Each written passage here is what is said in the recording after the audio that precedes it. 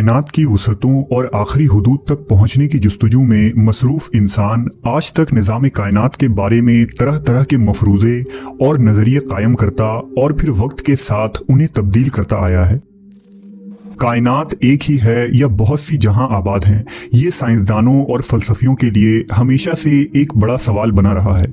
इस हवाले से कुरान मजीद में वाज़ेह इशारे मौजूद हैं जिनसे ये मालूम होता है कि दुनिया सिर्फ यही नहीं जिसमें हम रहते हैं, बल्कि ज़मा व मकां की और भी दुनिया आबाद है। इस हवाले से आज साइंसदान इस थ्योरी को सच साबित करने की कोशिश कर रहे हैं कि क्या हमारी दुनिया के सिवा और भी दुनिया आबाद है और क्या वहाँ भी हमारे जैसे इंसान मौजूद हैं।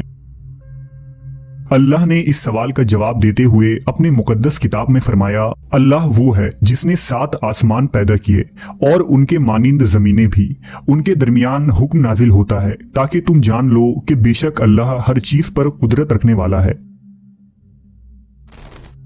सहीहुल बुखारी और दीगर कुतुब अहादीस में इस आयत के ज़िमन में एक रिवायत मौजूद है कि मुफस्सिर कुरान हजरत इब्ने अब्बास के पास एक शख्स आया और उसने सूरह तलाक की इस आयत की तफसीर पूछी। हजरत इब्ने अब्बास खामोश रहे। उस शख्स ने दोबारा इसरार किया और पूछा कि आप इसकी वजाहत करने से गुरेज क्यों कर रहे हैं। इस पर हजरत इब्ने अब्बास ने कहा कि 7 जमीनों से मुराद हमारी ही जमीन जैसी 7 और जमीनें हैं।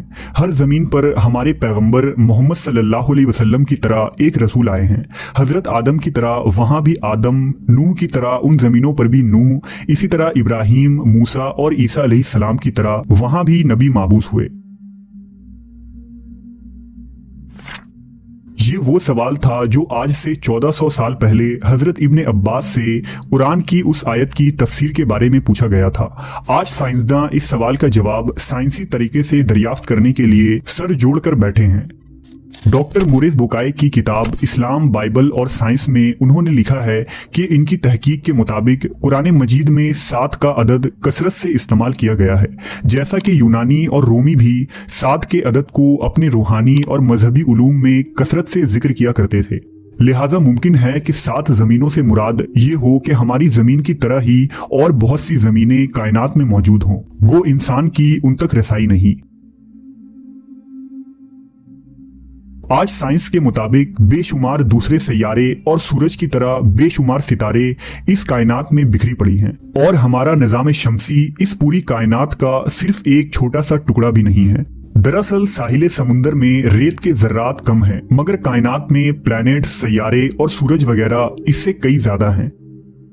लेकिन कुरान मजीद की इस आयत की बात करें तो उलमा के दरमियान मुख्तलिफ नज़रियात और आरा पाई जाती हैं। कुछ उलमा का ख्याल है कि इससे मुराद 7 मुख्तलिफ ज़मीन और आसमान हैं, जबकि कुछ की राय यह है कि 7 कायनात एक दूसरे की हमशक्ल हैं। यानी अगर जैद नामी एक आदमी इस ज़मीन पर मौजूद है तो वो मजीद 6 ज़मीनों पर भी मौजूद होगा। सूफिया कराम के यहाँ भी 7 ज़मीनों और आसमानों और 7 आदम व हव्वा का तस्वुर मिलता है। लिहाजा मशहूर सूफी बुजुर्ग शेख इब्ने अरबी के मुतालिक एक मशहूर वाक़या नकल हुआ है। शेख इब्ने अरबी फरमाते हैं कि मैंने एक मरतबा एक ऐसी कौम के साथ बैतुल्लाह का तवाफ़ किया कि जिनको मैं नहीं जानता था। उनमें से एक ने मुझसे कहा कि क्या तुम मुझे जानते हो? मैंने कहा कि नहीं। उसने कहा कि मैं तुम्हारे सबसे अव्वलीन आबाओ अजदाद में से हूँ। मैंने पूछा तुम्हें मरे हुए कितना अरसा गुजर चुका है? उसने कहा 40,000 साल से कुछ ज़्यादा। मैंने कहा आदम अलैहिस्सलाम को तो इतना ज़माना नहीं गुजरा। उसने कहा तुम कौन सी आदम की बात कर रहे हो? क्या तुम उस आदम के मुतालिक कह रहे हो जो तुमसे करीब हैं या किसी और आदम के मुतालिक? लिहाजा शेख इब्ने अरबी फरमाते हैं कि मैंने जब उसकी ये बात सुनी तो मुझे वो हदीस याद आ गई कि इस कायनात में 7 ज़मीन, 7 आसमान और हर ज़मीन पर आदम व हव्वा भेजे गए।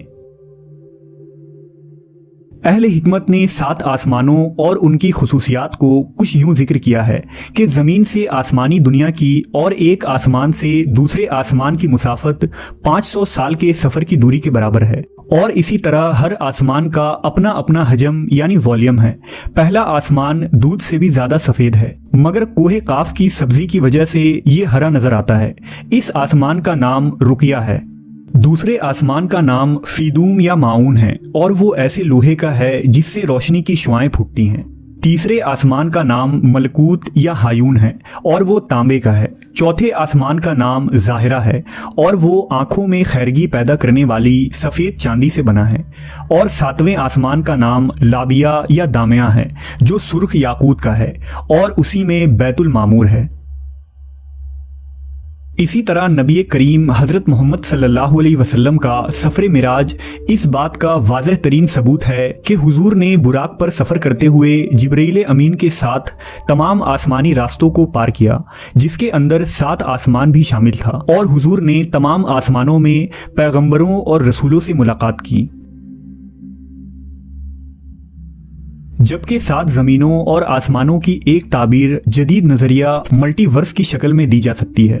दरअसल हमारी इस ज़मीन में कुछ जानदार ऐसे हैं जिन्हें हम अपनी आंखों से देख सकते हैं, मसलन चौपाए जानवर, रेंगने वाले मखलूक और चरिंदो परिंद जो हमारे साथ इसी ज़मीन पर जिंदगी गुजारते हैं। जबकि कुछ जानदार ऐसे हैं जो हमारे नज़रों से भी ओझल हैं, मसलन खुर्दबीन मखलूक, वायरस और बैक्टीरिया वगैरह जिन्हें हम अपनी आंखों से नहीं देख सकते। बिल्कुल इसी तरह जिन्नात और फरिश्ते भी मौजूद हैं जिन्हें हम नहीं देख सकते क्योंकि उनका वजूद एक दूसरे डायमेंशन में है। इसी नजरिए को मल्टीवर्स का नाम दिया जाता है, यानी इस कायनात की तरह की कायनात का वजूद होना, बावजूद इसके कि हम ना इस कायनात को देख सकते हैं ना कभी उसमें दाखिल हो सकते हैं। हदीस मुबारका के मुताबिक पहले आसमान के मुकाबले में दूसरा आसमान इतना बड़ा है जैसे किसी सहरा के दरमियान एक अंगूठी मौजूद हो और दूसरा तीसरे के सामने रेगिस्तान पर पड़े अंगूठी के बराबर है। इसी तरह तमाम 7 आसमान एक दूसरे से बड़ा और वसी है। 7 ज़मीनों और आसमानों की वसअतों और सरहदों को ना ही इंसानी दिमाग समझ सकती है, ना ही इसे बयान किया जा सकता है, लेकिन इन्हें तसव्वुर करके एक लफ्ज़ का मतलब ज़रूर समझा जा सकता है। अल्लाहु अकबर, यानी अल्लाह बहुत बड़ा है।